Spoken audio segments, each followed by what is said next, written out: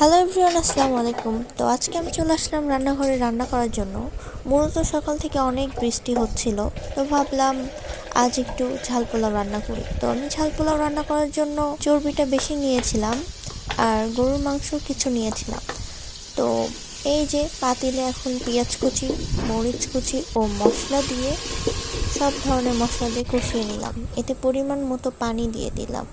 পানিটি যতক্ষণ পর্যন্ত ফুটে না আসছে ততক্ষণ পর্যন্ত আমরা ওয়েট করব। এই যে ফুটে আসলে এর ভিতরে পোলার চাউল দিয়ে পোলার চাউলগুলোকে ভালোভাবে পানির সাথে মিক্সড করে নিতে হবে। দেন মিক্সড করা হয়ে গেলে আমরা ঢাকনিতে ঢেকে দিব।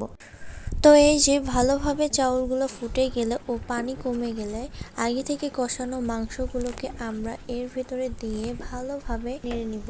তারপরে আলতো আছে নামিয়ে ফেলুন ঝরঝরে পোলাও। সো আপনারা চাইলে এইভাবে বাসায় বানিয়ে খেতে পারেন।